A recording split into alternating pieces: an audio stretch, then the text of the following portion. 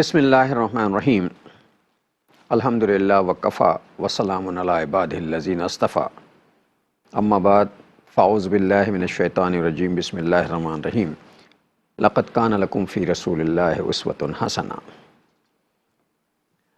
ناظرین محترم السلام علیکم ورحمۃ اللہ وبرکاتہ۔ پروگرام سیرت النبی صلی اللہ علیہ وآلہ وسلم، آپ کا میزبان ڈاکٹر محمود غزنوی اور ہم سب کے پسندیدہ اسکالر جناب شجاع الدین شیخ حاضر خدمت ہیں۔ سیرت کے حوالے سے جو گفتگو جاری و ساری ہے وہ اس آیت مبارکہ کی روشنی میں ہے کہ تمہاری زندگیوں کے لیے بہترین نمونہ رسول اللہ صلی اللہ علیہ وسلم کی حیات طیبہ میں، اور زندگی کا مطلب یہ ہے کہ زندگی کے تمام چھوٹے بڑے معاملات جو ہیں اسے نمونے کی ضرورت ہے، وہ پرائیویٹ معاملات ہوں، خانگی معاملات ہوں، ازدواجی معاملات ہوں، اور جنگ و جدل کے معاملات ہوں، دشمن سے مقابلے کے معاملات ہوں، معاشی سیاسی ہر طرح کے معاملات جو ہیں اس میں ہمیں رہنمائی چاہیے۔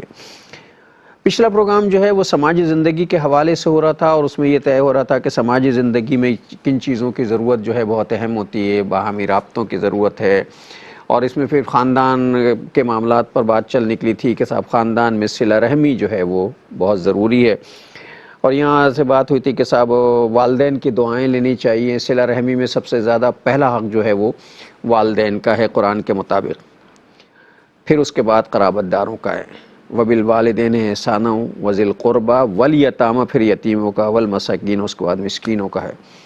ہم ساری دنیا کو دسترخوان پہ کھانے کھلا رہے ہوتے ہیں، ہم جناب خیرات بانٹنے کے لیے بستیاں ڈھونڈتے ہیں جہاں جا کے خیرات بانٹیں، اور ہمارے اپنے خاندان میں لوگ جو ہیں فاقے کر رہے ہوتے ہیں، انہیں ہم نہیں دیتے۔ ہمارے اپنے سگے بہن بھائی جو ہیں وہ معاشی تنگی کا شکار ہوتے ہیں، مقروض ہو جاتے ہیں، قرض لے چکے، عزت نفس ہے، قرض لے لے کے جو ہے وہ مقروض ہو گئے، اور ہم جو ہیں وہ دوسرے علاقوں میں جا کے بانٹ رہے۔ سب سے پہلا حق جو ہے اپنے قرابت داروں کا بنتا ہے۔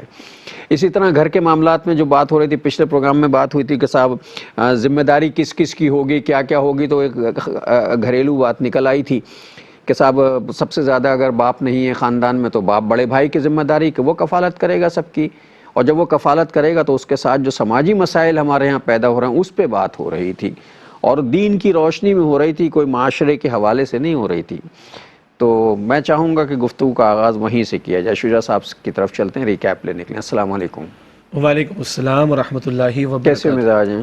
الحمدللہ، بس تھوڑا سا موسم کے اثرات تو ہیں، وہ ابھی کچھ دن رہیں گے، اللہ سب کو اپنی امان میں رکھے، اور میرے لیے بھی دعا کیجئے، مجھے بھی اپنی امان میں رکھے، چونکہ میں نے بات وہاں سے شروع کر دی جہاں سے تعلقات خراب ہوتے ہیں ہے نا۔ میں نے یہ کہہ دیا تھا پچھلے پروگرام میں بھی، اور میں پھر آج وہیں سے شروع کر رہا ہوں کہ بھائی میری بیٹی جو ہے وہ تو رانی بن کے رہے، اس کا شوہر تو اس کے آگے پیچھے پھرتا رہے، اور اس کے سر میں بھی درد ہو جائے تو وہ راتیں اس کی پٹی پہ سے لگ کے گزار دے، اور میری بہو جو ہے وہ رانی نہ ہو، نوکرانی ہو، مطلب اسے چین نہیں ملنا چاہیے، سکون نہیں ملنا چاہیے۔ تو یہ جو ڈوئل پالیسی، اس نے ہمارے خاندانی نظام کو تباہ و برباد کیا ہے۔ اللہ معاف رکھیے جی، اللہ معاف رکھیے۔ بسم اللہ الرحمن الرحیم، اللہم صلی علی محمد وعلی آل محمد وبارک وسلم، ربی یسر ولا تعسر وتمم بالخیر، آمین یا رب العالمین۔ گزشتہ نشست میں پہلے ہم یہ کلام کر رہے تھے کہ سماجی زندگی اور نبی اکرم صلی اللہ علیہ وآلہ وسلم کے اسوہ حسنہ سے ایک متوازن نمونہ ہمارے سامنے آتا ہے، جہاں حقوق اللہ بھی ہیں، حقوق العباد بھی ہیں، زندگی کے عین منجھدار میں رہ کر زندگی بسر کرنا بھی ہے، معاملات کو نمٹانا بھی ہے، یعنی معاشرتی امور کو بھی ساتھ لے کر چلنا ہے، اور وہاں دعوت دین اور اقامت دین کی جد و جہد بھی کرنی ہے۔ بات آگے بڑھی تو تصور عبادت کا ذکر آ گیا، اور عبادت کو جو آج ہمارے ہاں چند مراسم عبودیت یا اعمال عبادت یا موڈس آف ورشپ، مثلا نماز، زکوٰۃ، روزہ، حج تک محدود کر دیا گیا، اس کو ہم نے جانا کہ نہیں، عبادت کا تصور پوری زندگی پر محیط ہے۔ ہاں، کچھ اعمال ڈائریکٹلی براہ راست اعمال عبادت ہیں، مثلا قیام ہے، رکوع ہے، سجدہ ہے، طواف ہے، قربانی ہے، روزہ ہے۔ البتہ بہت سارے امور ایسے ہیں زندگی کے جو بندوں سے متعلق ہیں، اور ان میں اگر اللہ تعالیٰ کا حکم اور نبی اکرم صلی اللہ علیہ وسلم کے اسوہ حسنہ کو سامنے رکھیں تو وہ جو بظاہر دنیاوی اعمال محسوس ہوتے ہیں یا کام محسوس ہوتے ہیں وہ بھی عبادت بن جاتے ہیں۔ پھر ہم نے کلام کیا ماں باپ کے تعلق سے، جیسے آپ نے انٹرو میں بیان فرمایا، اور ماں باپ کی عظمت، ماں باپ کی فضیلت اور ماں باپ کی اہمیت کو قرآن کریم اور احادیث مبارکہ میں جس انداز سے بیان کیا گیا، کچھ اس پر کلام ہوا، صلہ رحمی پر کلام ہوا، معاشرے کے افراد کے ساتھ بھلا سلوک کرنے کے تعلق سے کلام ہوا، اور یہ جو ہمارے رویوں میں ڈویلٹی آ جاتی ہے، ڈول پالیسی، اپنے لیے معیار کچھ اور ہے، دوسرے کے لیے معیار کچھ اور ہے، اس کا بھی ہم نے رد کیا، اور وہ حدیث بھی پیش کی گئی، تم میں سے کوئی مومن نہیں ہو سکتا جب تک کہ دوسرے کے لیے وہی بات پسند نہ کرے جو وہ اپنے لیے پسند کرتا ہے۔ پھر ہم نے یہ بھی جانا کہ یہ حقوق العباد کو ادا کرنا، معاملات زندگی کو انجام دینا، یہ دین سے باہر کی شے نہیں ہے، ان سارے معاملات میں اللہ کا حکم اور نبی علیہ السلام کی تعلیم کو سامنے رکھ کر ان سارے امور کو بھی ہم عبادت کا، اجر و ثواب کا ذریعہ بنا سکتے ہیں۔ اور ناظرین محترم، پچھلی پروگرام میں بہت سی باتیں جو مرشد کے اور پیر صاحب کے حوالے سے ہو رہی تھیں، تو میں آپ سے کچھ چیزیں عرض کرنا چاہتا ہوں۔ جیسے ابھی شجاع صاحب نے کہا، آج کل ہم یہ کہتے ہیں کہ صاحب ہماری اولاد جو ہے، وہ ہم ماں باپ کی اہمیت پہ گفتگو کر رہے ہیں، اولاد جو ہے بڑی نافرمان ہو گئی ہے، اور اولاد جو ہے ہماری بات نہیں سنتی اور مانتی نہیں۔ میں ایک بزرگ کی محفل میں بیٹھا ہوا تھا، تو ان کے پاس ایک صاحب نے آ کر یہی شکوہ کیا کہ صاحب وہ بڑے نافرمان ہو گئے ہیں، بچے جوان ہو رہے ہیں اور سنتے ہی نہیں ہیں، مانتے ہی نہیں ہیں۔ تو عموماً تو یہ ہوتا ہے، جو ہمارا طریقہ ہے کہ وہ پیر صاحب کہتے ہیں کہ اچھا یہ ایک تعویذ لے جاؤ، یہ پانی میں ڈال کے پلا دینا اسے رات کو، تو وہ انشاءاللہ وہ صحیح ہو جائے گا۔ لیکن یہ جو بزرگ تھے، پیر صاحب ہی تھے، انہوں نے بڑی کمال کی بات کی، کہنے لگے بھائی بات سنو، پہلے تو تم اپنے معاملات ریویو کرو، یعنی اپنا جائزہ لو کہ تم نے ان بچوں کی تربیت میں انہیں حلال رزق کھلایا تھا، اس بات کا اہتمام کیا تھا کہ ان کے پیٹ میں رزق حلال جائے۔ دیکھ لو اپنے آپ کو، اپنے معاملات کو دیکھو، روزی حرام لقمہ حلال کا ڈالا تھا ان کے پیٹ میں، اور اگر نہیں ڈالا تو جا کے پہلے توبہ کرو، تو یہ فرما برداری کرنے لگے۔ پھر دوسرا جملہ بڑے کمال کا تھا جو ہمیں بھی شرمندہ کر گیا، اچھا یہ بتاؤ کہ تم اللہ کی فرما برداری کرتے ہو ویسی جیسے تم چاہتے ہو اولاد تمہاری فرما برداری کرے؟ اب اس کے بعد کوئی جواب نہ ان کے پاس تھا نہ میرے پاس تھا۔ اب آپ نے جو دوسری بات ارشاد فرمائی، جب آپ اصل پیر یہ ہوتے ہیں۔ ہاں، جب آپ گفتگو فرما رہے تھے تو ایک واقعہ مجھے یاد آیا، پہلے بھی بیان ہو چکا ہے، اب ناظرین کہیں گے ہر نشست میں کیا تو پہلے بھی بیان ہو چکا ہے، کہ کیا کرے، برسوں سے اللہ کی توفیق سے یہ پروگرام چل رہا ہے اور قرآن پاک بھی باتوں کو بار بار دہراتا ہے یاد دہانی کے لیے۔ بہرحال ایک صحابی رضی اللہ عنہ اپنے گھوڑے پر سوار ہو رہے ہیں اور اس کو چلانا شروع کر رہے ہیں، قابو نہیں آ رہا۔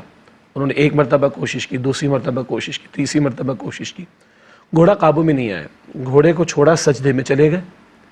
ایک اور صاحب دیکھ رہے تھے کہ یہ ماجرا کیا ہے، سجدے سے اٹھے، بھائی کیا ہو گیا، تم لگاؤ اس کو دو چار تاکہ قابو میں آئے۔ کہا نہیں، میرا خیال یہ، وہ صحابی کہتے ہیں رضی اللہ عنہ، میرا خیال یہ ہے کہ میں جس کے اختیار میں ہوں میں نے اس کی نافرمانی کی ہے، تو جو میرے زیر تحت ہے وہ میری بات نہیں مان رہا، تو بجائے اس کے کہ اس پہ زیادہ وقت لگاؤں، اس کے ساتھ معاملہ درست کر لوں گا تو یہ قابو میں آ جائے گا۔ اس کو میں اور لائٹر انداز میں کہتا ہوں، اللہ کے ساتھ بنا کر رکھیں، ہمارے کام سستے میں ہو جائیں گے اور بنتے چلے جائیں گے، بنتے چلے جائیں گے، بنتے چلے جائیں گے۔ توبہ کر لینی چاہیے اور ریویو کرنا چاہیے، یہ دیکھنا چاہیے، اور سچی بات ہے اس بات پہ بڑا غور کرنا چاہیے کہ ہم نے اپنی اولاد، ہم تو حلال حرام کی ساری تمیزیں اٹھا دیتے نا صرف اولاد کو آگے بڑھانے کے لیے، ہم نے اپنی اولاد کے منہ میں، پیٹ میں رزق حلال اگر ڈالا ہے تو ہماری فرما بردار ہوگی، اور اگر رزق حلال نہیں گیا ہے تو پھر وہ ہماری فرما بردار نہیں ہوگی۔ سیدھی سی بات ہے، قرآن کریم میں ہے، سورۃ المؤمنون میں ایک آیت کریمہ، اور اس کا حوالہ حضور علیہ السلام کی حدیث میں آتا ہے۔ قرآن کریم کی آیت میں ہے، یا ایھا الرسل کلوا من الطیبات واعملوا صالحا، اے رسولوں، اللہ حکم رسولوں کو دے رہا ہے، پاکیزہ چیزوں میں سے کھاؤ اور عمل کرو نیک۔ ایک حلال ہوتا ہے، ایک اگلا درجہ طیب کا بھی ہوتا ہے۔ ایک مثال لے لیتے ہیں، آپ نے گائے کا گوشت کھایا، بکرے کا گوشت کھایا، حلال ہے، حلال ہے، لیکن جس روپے پیسے سے اس کو خریدا وہ حلال تھا کہ نہیں؟ ایگزیکٹلی۔ اس شے کا حلال ہونا ایک شے ہے، طیب ہونا دوسری شے ہے۔ اچھا جی وہ ہے بھی حلال کا، میں بسم اللہ پڑھ کر کھا رہا ہوں کہ نہیں؟ کھا تو حلال رہا ہوں، اگر اللہ کا نام شامل نہیں کر رہا تو شیطان کا حصہ شامل ہو جائے گا، یہ طیب نہیں رہے گا۔ بہت اہم بات ہے، سورہ البقرہ میں حلال و طیب دونوں کا ذکر آتا ہے، یہاں ذکر آیا اے رسولو طیبات میں سے کھاؤ، کیونکہ رسول حلال ہی کھائیں گے۔ کوئی شک ہی نہیں. لیکن طیبات کا ذکر کر کے اللہ فرماتے ہیں وَعَمَلُوا الصَّالِحَاتِ، اور عمل کرو نیک. اس سے رہنمائی ملتی ہے، مفسرین نے لکھا کہ اگر رزق حلال وجود میں جائے گا تو نیک اعمال کی توفیق ملے گی. اس کا برعکس کیا ہوگا؟ مال حرام وجود میں جائے گا تو شرارتیں ہوں گی، نافرمانیاں ہوں گی، معصیت کا معاملہ ہوگا، گناہوں کا معاملہ ہوگا. حدیث اللہ کے رسول علیہ السلام نے یہ بیان فرمائی کہ اللہ کے رسول علیہ السلام نے یہ آیت تلاوت فرمائی کہ دیکھو اللہ نے تمہیں وہی حکم دیا ہے جو رسولوں کو حکم دیا. رسولوں کو کیا حکم دیا؟ پاکیزہ کھاؤ، نیک عمل کرو. پھر اللہ کے نبی علیہ السلام نے فرمایا ایک شخص دور دراز کا سفر کر کے آتا ہے، اس کے بالوں میں مٹی، کپڑے میں مٹی، چہرے پر مٹی، اور وہ ہاتھ بلند کر کے دعا کرتا ہے. حدیث میں تو ذکر نہیں، شارحین حدیث نے لکھا ایک رائے ہے عرفات کا میدان، ایک رائے ہے کعبے کا غلاف پکڑنا. یہ آرا شارحین حدیث کی. حدیث کے الفاظ کیا ہے؟ ہاتھ بلند کرتا ہے، مٹی سفر کی وجہ سے ہو چکا، اور عرض کرتے یا اللہ میری دعا قبول کر لے، یا رب یا رب یا رب. اللہ کے رسول فرماتے علیہ السلام امن یستجاب لہ، کیسے اس کی دعا قبول ہوگی؟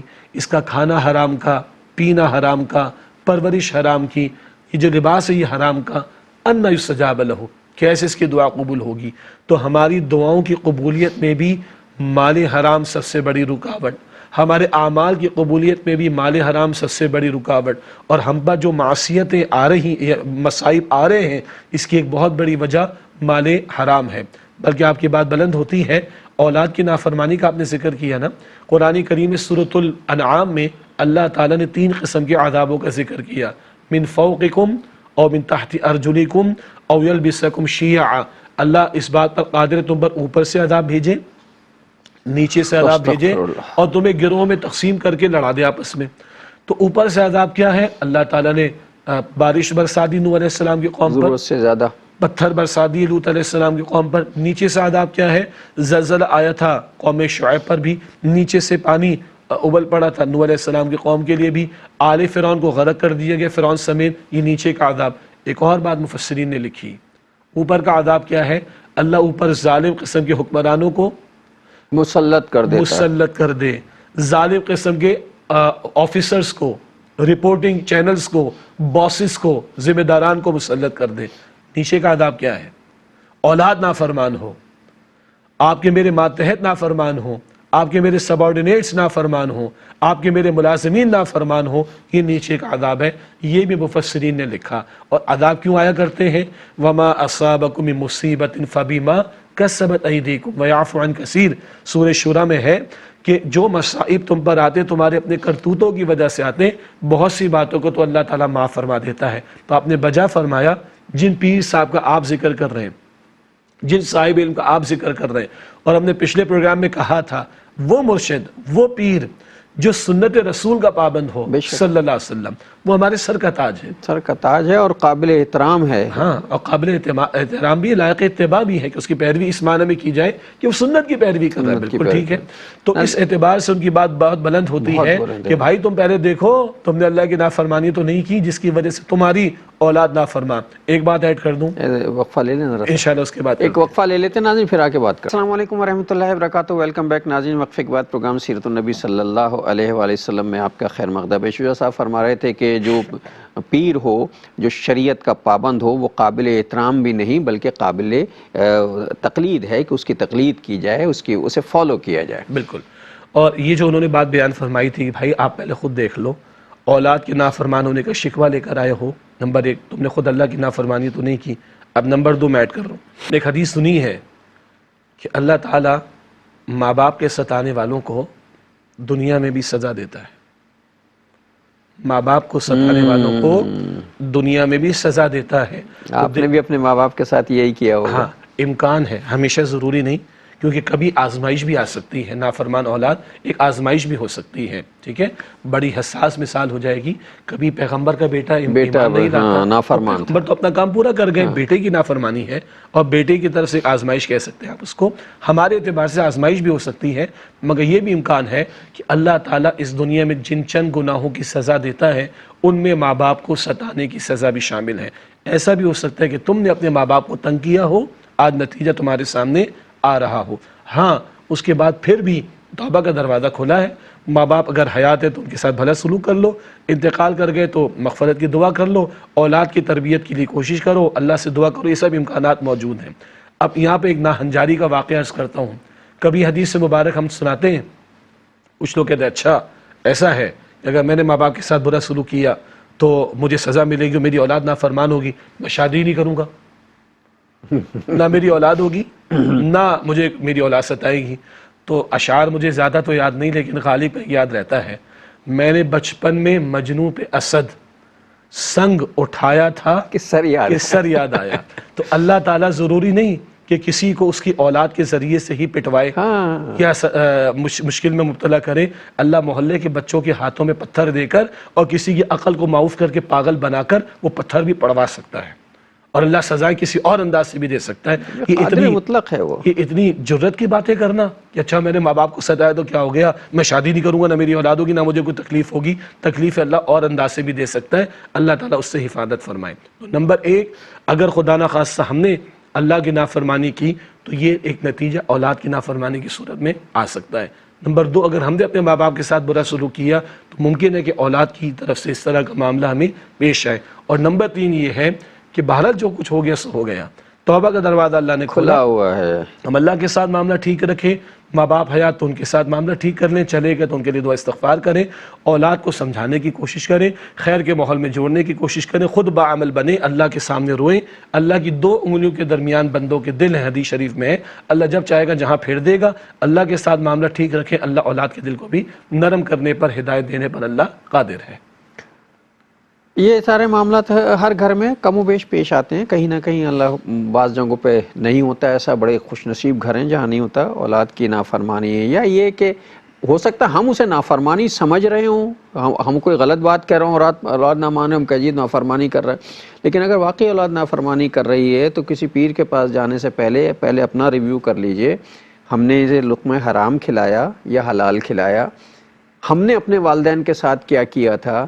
یا ہم نے ان کی تربیت میں کیا کوتاہی کی؟ اور اگر اس بات کا اندازہ ہو جائے کہ ہم سے غلطی ہوئی ہے تو آپ کہیں کہ وہ تو ہو گیا جو کچھ ہونا تھا، ختم، اب تو کچھ بھی نہیں ہو سکتا. ابھی بہت کچھ ہو سکتا ہے. اللہ کے حضور پیش ہوئے، اللہ ہم سے غلطیاں ہوئی، ہم سے نافرمانی ہوئی، ہم نے تیری نافرمانی کی، ہماری اولاد ہماری نافرمان ہوئی، ہم نے ان کے پیٹ میں حلال رزق ڈالتے وقت احتیاط نہیں کی، حلال حرام کی. اے اللہ ہمیں معاف کر دے، جو غلطی ہو گئی اسے. اللہ تو بڑا بخشنے والا ہے. اور پھر اس سے دعا بھی کی جائے ہدایت کی تو اللہ تعالیٰ ہدایت کی اسے دیتا ہے جو ہدایت طلب کرتا ہے، سب کو نہیں ملتی. یہدی الیہ من ینیب، سورہ شورى کی آیت نمبر 13. اللہ اسے ہدایت دیتا ہے جو اللہ تعالیٰ کی طرف رجوع کرنے والا ہو اور جو اللہ کی راہ میں محنت کرتا ہے. سورہ عنکبوت کی آخری آیت ہے، والذین جاہدوا فینا لنہدینہم سبلنا، جو ہماری راہ میں کوشش کرتے ہیں، محنت کرتے ہیں، جد و جہد کرتے ہیں، ہم اپنے راستوں کی ہدایت ان کو عطا کرتے ہیں. پھر ایک اور بڑی پیاری حدیث کئی مرتبہ پیش کی گئی، حدیث قدسی بخاری شریف میں اللہ تعالیٰ کا کلام اور اللہ کے نبی علیہ السلام نقل فرما رہے. اللہ تعالیٰ فرماتے ہیں میرا بندہ مجھے دل میں یاد کرتا ہے، میں بھی اسے دل میں یاد کرتا ہوں. وہ کسی مجلس میں یاد کرتا ہے، مجھ سے بہتر مجلس فرشتوں کے سامنے یاد کرتا ہوں. میرا بندہ ایک بالشت میری طرف آئے، میں ایک ہاتھ بھر اس کی طرف آتا ہوں. ایک ہاتھ بھر میری طرف آئے، میں دو ہاتھ بھر اس کی طرف آتا ہوں. اور وہ چل کر میری طرف آئے، میں دوڑ کر اس کی طرف آتا ہوں. اللہ تعالیٰ کل شیء قدیر ہے. اچھا اللہ تعالیٰ معاف کرنے کے لیے تیار ہے. کن کو؟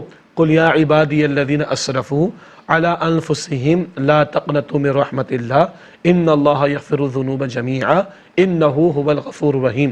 پورے قرآن حکیم میں اکثر اہل علم کے مطابق سب سے زیادہ امید افزا یہ آیت ہے، سورہ زمر آیت نمبر 53. اے میرے نبی صلی اللہ علیہ وسلم ان بندوں سے میرے فرما دیجئے جنہوں نے اپنے آپ پر زیادتیاں کر لی، اللہ کی رحمت سے مایوس نہ ہونا. اور مفسرین نے لکھا مشرک ہی کیوں نہ ہو، کافر ہی کیوں نہ ہو، زیادتی کر بیٹھا، مایوس نہ ہونا، پلٹ آؤ اللہ معاف کر دے گا، ایمان لے آؤ اللہ شرک کفر معاف کر دے گا، توبہ لے آؤ. ان اللہ یغفر الذنوب جمیعا، بے شک اللہ چاہے تو سارے گناہوں کو بخش دے. انہ هو الغفور الرحیم، بے شک اللہ بہت بخشنے والا، نہایت رحم فرمانے والا. لیکن اگلی آیت بھی پیش ہونی چاہیے، وَأَنِيبُوا إِلَىٰ رَبِّكُمْ وَأَسْلِمُوا لَهُ مِن قَبْلِ أَن يَأْتِيَكُمُ الْعَذَابُ، اور لوٹو اپنے رب کی طرف، اس اور جھکا دو اپنے آپ کو اپنے رب کے سامنے اس سے پہلے کہ عذاب آ جائے. تو آج مہلت ہے، آنکھ کبھی بھی بند ہو سکتی ہے، فیصلہ کبھی بھی آ سکتا ہے. آج بندہ پلٹ آئے، اللہ تعالیٰ بڑا پیارا ہے. اللہ بڑا سبحان اللہ، اللہ بڑے تھوڑے سے عمل پہ راضی ہو جاتا ہے. دنیا والوں سے معاف کرانے میں جان نکل جاتی ہے بندے کی، اور اللہ تو کہتا ہے کہ تمہیں رونا. اللہ کے رسول فرماتے علیہ السلام 2 قطرے اللہ کو بڑے پسند، ایک خون کا جو راہ خدا میں قتال کرتے ہوئے بہ جائے، اور دوسرا آنکھ کا قطرہ جو اللہ کے خوف سے بہ جائے. حدیث میں ذکر آیا کہ ایک قطرہ بہتا ہے، ٹپکتا ہے، تو بندے کے گناہ ایسے جھڑتے ہیں، صغیرہ گناہ مراد ہے، جیسے خزاں کے موسم میں پتے جھڑ جاتے ہیں. اللہ کے رسول فرماتے علیہ السلام تمہیں رونا نہیں آتا، تم رونے جیسی شکل ہی بنا لو، آؤ تو صحیح، پلٹو تو صحیح. پھر اس کی شان کریمی دیکھیے، اللہ فرماتے سورہ توبہ سورہ فرقان میں فَأُولَٰئِكَ يُبَدِّلُ اللَّهُ السَّيِّئَاتِهِمْ حَسَنَات. اگر توبہ سچی لاؤ، اس کے تقاضے ہیں، توبہ سچی لاؤ تو اسے معاف ہی نہیں کر دے گا، اللہ تمہارے گناہوں کو نیکیوں میں بدل دے گا. اور حدیث شریف میں ذکر آیا التائب من الذنب کمن لا ذنب لہ، گناہ سے توبہ کرنے والا ایسا ہے جیسے اس نے گناہ کیا ہی نہ ہو. تو اگر آج اللہ کے ساتھ معاملات میں ہم نے نافرمانی کا معاملہ کر رکھا ہے اور نیچے اولاد نافرمان ہے، تو توبہ کر لو، اللہ تمہیں معاف کر دے گا، ان کو بھی سیدھا کر دے گا. اللہ علی کل شیء قدیر ہے، اللہ کے خزانوں میں کوئی کمی نہیں. مشرک جو ساری زندگی شرک کرتا ہے، اللہ کہتا ہے ہر چیز معاف کر دوں گا، شرک معاف نہیں کروں گا. ایک مشرک ہے ساری زندگی شرک کرتا ہے، ایک باغی ہے ساری زندگی اللہ سے بغاوت کرتا ہے اور کھلے عام جو ہے اللہ کے خلاف جو ہے وہ زہر اگلتا پھرتا ہے. اگر سچی توبہ کر کے وہ آ جائے تو اللہ تعالیٰ اسے بھی معاف کر دیتا ہے. تو جب مشرک معاف ہو سکتا ہے، باغی معاف ہو سکتا ہے، غدار کہیں نا اسے، غدار معاف ہو سکتا ہے، تو پھر ایک گمراہ اور نافرمان کیوں نہیں معاف ہو سکتا؟ بالکل ہو سکتا ہے. ہم کم از کم باغی تو نہیں ہے نا، ہم کم از کم مشرک تو نہیں ہے نا، جیسا بھی ہے ایمان تو رکھتے ہیں، نافرمان ہیں لیکن بغاوت تو نہیں کرتے. تو اگر ہم اللہ کے حضور میں توبہ کریں گے تو اللہ تعالیٰ ہماری توبہ کیوں نہیں قبول کرے گا؟ یہ جو قرآن کی آیت ہے کہ اللہ کی رحمت سے مایوس نہ ہو، یہ اصل میں بڑی ہوپ دلانے والی، بہت ہی رجائیت پیدا کرنے والی ہے، ڈپریشن سے نکالنے والی کہ اچھا ٹھیک ہے جو کچھ ہم سے ہو گیا سو ہو گیا، لیکن چاہیے بھی تو توبۃ النصوح ہو.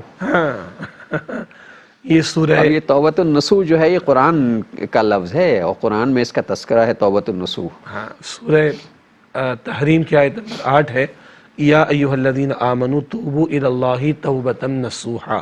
اے ایمان والو اللہ کے حضور توبہ کرو، سچی پکی توبہ. نصوح کا ایک ترجمہ سچا ہونا، پکا ہونا، اخلاص والی توبہ ہونا، یعنی پھر نہ پلٹنا. ہاں. اور اصل توبہ کیا ہے؟ تو ابھی آپ نے لفظ استعمال کیا نا، توبہ کا ترجمہ ہے پلٹنا. کیا مطلب؟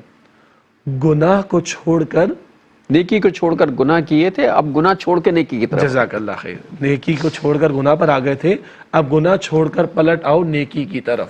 معصیت میں تھے، گناہوں میں تھے، فرمانبرداری پر آ جاؤ، اطاعت پر آ جاؤ. نماز ضائع کر رہے تھے، ادا کرو. سود خوری کر رہے تھے، چھوڑ دو. زنا کر رہے تھے، چھوڑ دو. بیک بائٹ غیبت کر رہے تھے، چھوڑ دو. یہ سب کرنا پڑے گا. فرائض و واجبات پر عمل اور حرام سے بچنا. بندوں کا حق مارا ہے تو بندوں سے معافی مانگنا ضروری. مال ہڑپ کیا تو مال لوٹانا ضروری. جائیداد کھا گئے تھے، وراثت کا حصہ کھا گئے تھے، لوٹانا ضروری. یہ تقاضا ہے توبہ کا. اور ایک توبہ ہوتی ہے اجتماعی توبہ.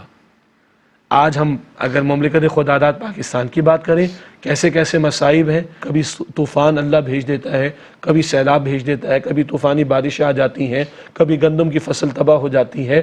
یہ سارا کچھ کیا ہے؟ ہمارے اعمال کے نتائج ہیں.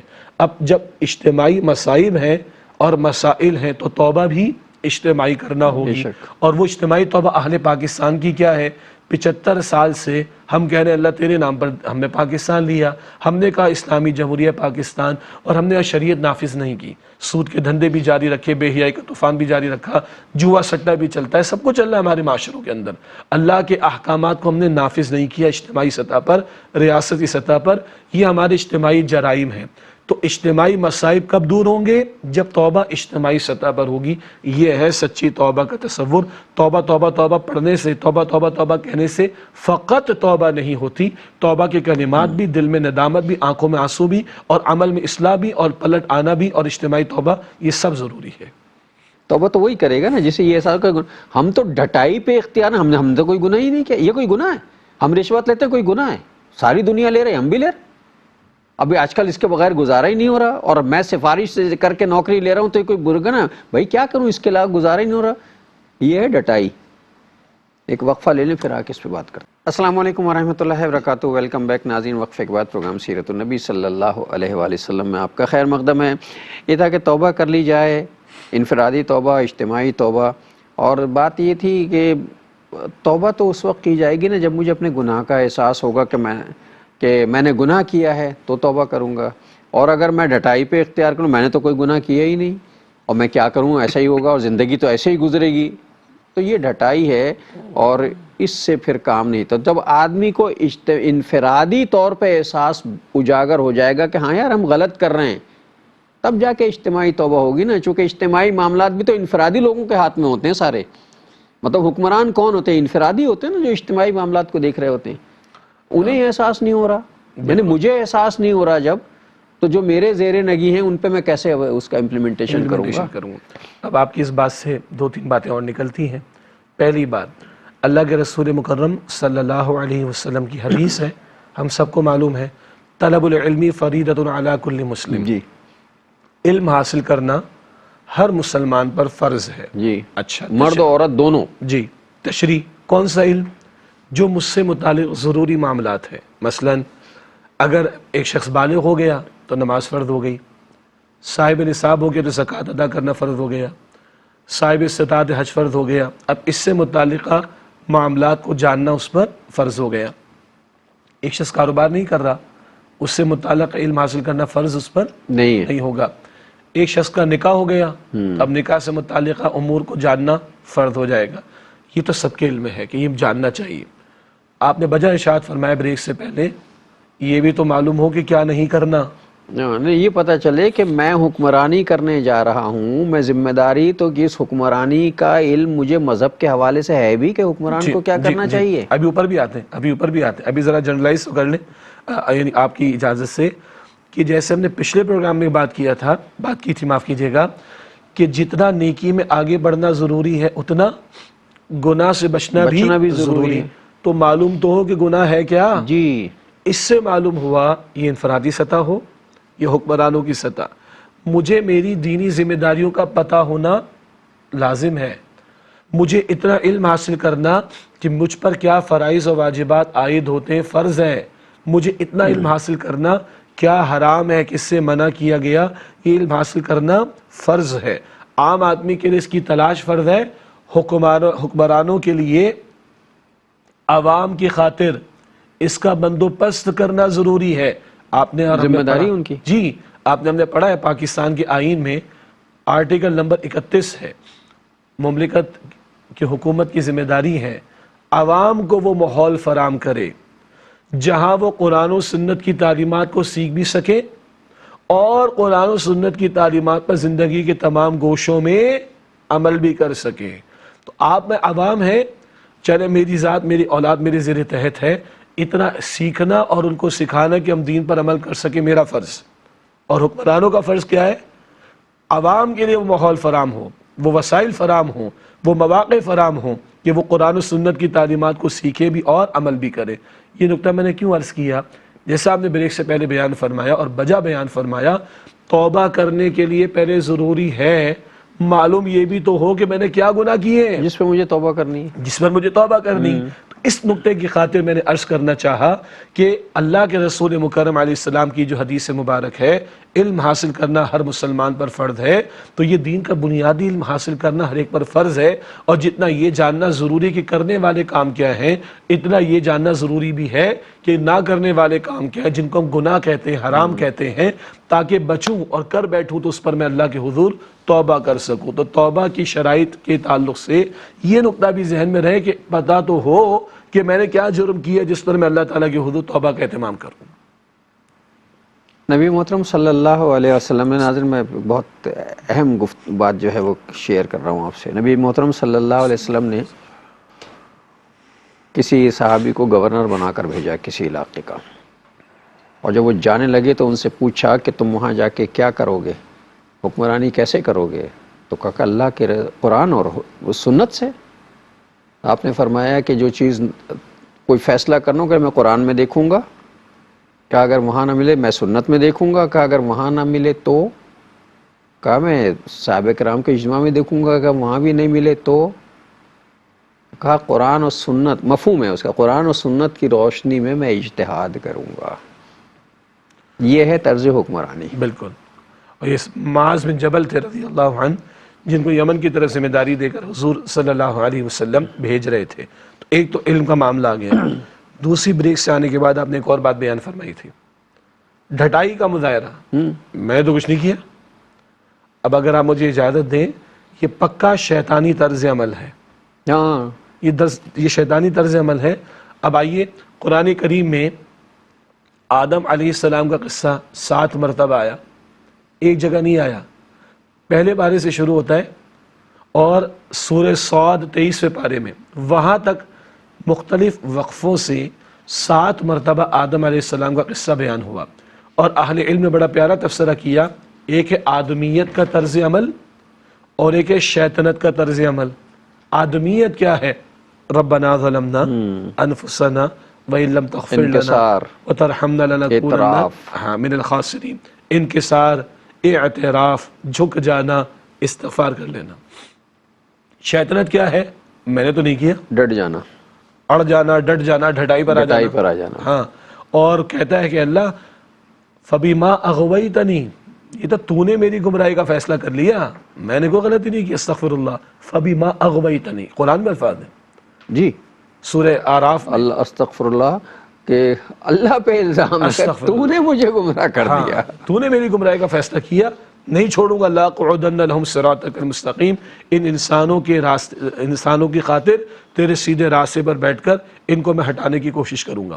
اب آپ پورے واقعے کا حاصل دیکھیں، اللہ تعالیٰ لغزش کا ذکر فرما رہا ہے، اور اہل علم نے یہ بھی فرمایا ہمیں سمجھانے کے لیے واقعہ ہوا ہے، سکھانے کے لیے، سکھانے ہماری کے لیے، تربیت کے لیے ہے، تربیت کے لیے۔ ورنہ ایسا ممکن نہیں تھا۔ اللہ تعالیٰ نے، اللہ کی حکمت ہے، ہمیں سکھانے کے لیے بہت سے ایسے معاملات کیے جس میں ہم کہتے ہیں یہ تو اس میں اللہ کا، اس بندے کا قصور ہی کیا ہے۔ ہاں، تو یہ جو معاملہ ہوا ہمیں سکھانے کے لیے، ہماری نصیحت کے لیے، وصیت کے لیے، رہنمائی کے لیے۔ خطا ہو سکتی ہے تم سے، خطا ہو جانا بڑا مسئلہ نہیں ہے، اڑ جانا مسئلہ ہے۔ خطا ہو جائے، جھک جانا یہ قیمتی ہے، بچھ جانا یہ قیمتی ہے، مانگ لینا یہ قیمتی ہے۔ جب تم میں جھکنے کی صفت آ جائے گی تو تمہیں مانگنا بھی اللہ سکھا دے گا۔ فَتَلَقَّى آدَمُ مِن رَبِّهِ كَلِمَاتٍ فَتَابَ عَلَيْهِ، آدم علیہ السلام نے اپنے رب سے کچھ کلمات سیکھ لیے تو اللہ تعالیٰ نے ان پر نظر کرم فرمائی۔ یہ کلمات بھی کس نے سکھائے؟ اللہ نے سکھائے۔ تو یہ جھکنا، اعتراف کرنا اللہ کو پسند ہے، اور یہ آدمیت ہے۔ اللہ نے دونوں کو، آدم و حوا علیہ السلام کو، معافی کا اعلان اور خلافت دے کر، اعزاز دے کر زمین پر بھیجا۔ یہ تو یہ معاملہ ہے۔ شیطان کا معاملہ کیا ہوا؟ وہ اپنے تئیں اپنے آپ کو بڑا سمجھنے لگا، ترم خواہ پھنے خواہ، مجھے تو نے اللہ آگ سے بنایا، اس کو مٹی سے بنایا، تو نے میری گمراہی کا فیصلہ کیا، میں اس کو نہیں چھوڑوں گا۔ اڑ جانا، بلیم گیم جسے کہا جاتا ہے، الزام تراشی، جو آپ نے فرمایا کہ تو نے میری گمراہی کا فیصلہ کیا، میں تو بالکل ٹھیک تھا، یہ شیطنت ہے۔ تکبر میں آ جانا، یہ تو مٹی کا، میں تو آگ کا، آگ جلاؤ تو اوپر جائے، مٹی اچھالو نیچے جائے، دماغ خراب تھا اس کا، حالانکہ اس کو یہ بھول گیا یہ مٹی پھینک کر آگ بجھائی جاتی ہے۔ ہاں، لیکن تکبر، حسد، اس کو تو خلافت دے رہا مجھے کیوں نہیں دے رہا، حب جا، اس کو منصب مل رہا مجھے کیوں نہیں مل رہا، معاذ اللہ۔ یہ شیطنت کے کردار کے ستون ہیں، تکبر، حسد، حب جا اور اڑ جانا اور ڈھٹائی کا مظاہرہ۔ تو اللہ کیا کہتے ہیں؟ جا دفع ہو جا، قیامت تک تجھ پر قیامت لعنت، تک کے لیے لعنت۔ اور جو تیری پیروی کریں گے وہ تو سارے جہنم میں ڈالے جائیں گے۔ اس کو آپ کہیں ایک آدمیت والا کردار ہے، ایک شیطنت والا کردار ہے۔ آدمیت والے کردار کا اینڈ بڑا پیارا ہے، معافی، اکرام، اعزاز دے کر زمین پر، اور شیطنت والے کردار کا انجام راندہ درگاہ، رحمت سے دور اور جہنم کی آگ۔ اب جو آپ نے فرمایا بریک سے آنے کے بعد کہ لوگ ڈھٹائی کا مظاہرہ کرتے ہیں، اگر چوری کر لی تو کون سی بڑی بات ہے، رشوت لی تو کون سی بڑی بات ہے، قبضہ کر لی کون سی بڑی بات ہے، یہ تو ڈھٹائی ہے، چوری اوپر سے سینہ زوری والی بات ہے۔ تو شیطنت کا اینڈ دیکھ لیں، پورا معاشرہ اس میں انوالو ہے، نیچے سے لے کے اوپر تک ہر آدمی، اور پھر اس پہ ہم دلیلیں بھی لاتے ہیں ڈھونڈ ڈھونڈ کے، یہی ہو رہا ہے، میں نے تو اتنا سا کیا، لوگوں نے تو اتنا کیا ہے، اور کیا ہوا، دنیا کر رہی ہے، ہم نے کون سا برا کر لیا، یہ ڈھٹائی۔ اور ابھی جو شیعہ صاحب گفتگو کر رہے تھے کہ اللہ تعالیٰ نے انسان کو خلیفہ بنا دیا اور اس نے کہا کہ مجھے منصب مجھے دے، منصب، یہاں سے تو ایک اور نقطہ بھی نکل آتا ہے کہ منصب مانگنا جو ہے، وہ منصب کی طلب کرنا جو ہے، وہ تو شیطانی طریقہ ہے۔ جی، عموم کے اعتبار سے عام حالات میں منصب کا طلب کرنا بالکل پسندیدہ نہیں ہے، مذہب میں تو اور پسند اللہ کے نبی علیہ السلام نے فرمایا بھی ہے جو خود سے مانگے گا اس کو ہم نہیں دیں گے۔ ہاں، یہ خیال ناظرین کے ذہن میں آ سکتا ہے، اسی لیے میں نے عموم کا لفظ استعمال کیا۔ وہ خیال کون سا آئے گا؟ بھئی یوسف علیہ السلام کا دور تھا، اور یوسف علیہ السلام نے خود بادشاہ سے کہا کہ مجھے زمین کی خزانوں پر ذمہ داری دے دو، میں حفیظ بھی ہوں، حفاظت کرنے والا علیم بھی ہوں۔ اس کا ایک جواب یہ ہے کہ بادشاہ پہلے ہی اعلان کر چکا تھا، آپ تو ہمارے بڑے صاحب کرام ہیں، جی جی، آپ تو ہمارے بڑے عظیم مرتبت والے ہیں۔ گویا بادشاہ خود کوئی ذمہ داری دینے کا فیصلہ کر چکا تھا۔ ایک دو، وہ ایسا قحط آنے والا تھا کہ لوگوں کی زندگی اجیرن ہو جانے والی تھی، اور لوگوں کے لیے ممکن نہ ہوتا کہ وہ اپنے معاملات کو سلجھا سکیں۔ اس طرح کی ہنگامی صورتحال میں حضرت یوسف علیہ السلام نے اس کو قبول کیا ہے، اس منصب کو۔ یہ ایک ایکسیپشنل معاملہ، اور پہلے ہی بادشاہ ان کے عظیم المرتبت ہونے کا یوسف علیہ السلام کا اعلان کر چکا ہے، تو اس سے پریشان نہ ہو۔ عموم کے اعتبار سے خود سے منصب مانگنے والا اللہ کے نبی نے پسند نہیں فرمایا۔ اور اسلام میں جو منصب مانگتا ہے وہ ڈسکوالیفائی ہو جاتا ہے، نااہل ہو جاتا ہے۔ میں اپنے آپ جس نے کہا نا مجھے گورنر بنا دو، مجھے جناب سربراہ بنا دو، اور مجھے جو ہے امام بنا دو، وہ ڈسکوالیفائی ہو جاتا ہے۔ یہاں تو معاملہ ہی الٹا ہے کہ جس کے ذمہ لگا رہے ہیں کہ ان کو گورنر بنا کے، خدا کے لیے یہ ذمہ داری مجھے نہ دیجیے۔ کس آزمائش میں آپ مجھے ڈالنا؟ کہا کہ نہیں، تمہیں طے کر لیا ہے لوگوں نے، عموم نے تمہیں طے کر لیا کہ ان کو یہ منصب دینا ہے، اب تمہاری ذمہ داری بالکل۔ اور اللہ کے نبی علیہ السلام کی حدیث میں یہ ذکر بھی ہے، جو خود سے مانگے گا اس کو تو نہیں دیں گے، لیکن جس کو ذمہ داری دے دی جائے، وہی بات مشورے سے طے ہو جائے، شورا سے، ہاں، جس کو ذمہ داری دے دی جاتی ہے اللہ تعالیٰ اس کی نصرت فرماتا ہے۔ گویا خود سے مانگنے والے کے لیے اللہ کی نصرت بھی نہیں آتی۔ تو اب بتائیے اللہ کی نصرت کیسے آئے گی؟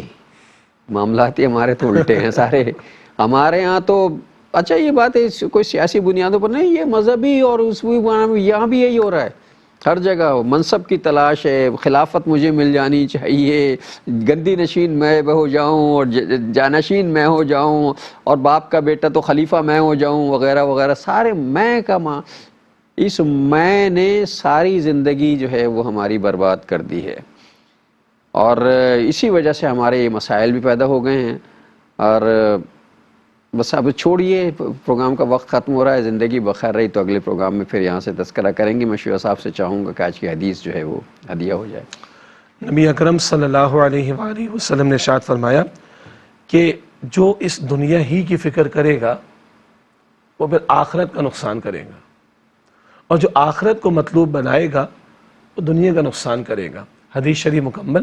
دنیا میں رہنا ہے، فکر وہاں کی کرنی ہے، ادھر دل لگے گا ادھر خرابی ہوگی، ادھر دل لگے گا ادھر تھوڑی سی کمی ہو جائے گی، مگر ہمیشہ کی راحت وہاں پر مل جائے گی انشاءاللہ تعالی۔ انشاءاللہ۔ اور ناظرین محترم، اس کے ساتھ ہی ہمارے آج کے پروگرام کا وقت ختم ہوا۔ اگلے پروگرام تک کے لیے جناب شجاع الدین شیخ اور اپنے میزبان ڈاکٹر محمود غزنوی کو اجازت دیجیے۔ اللہ نگہبان، والسلام علیکم ورحمۃ اللہ وبرکاتہ۔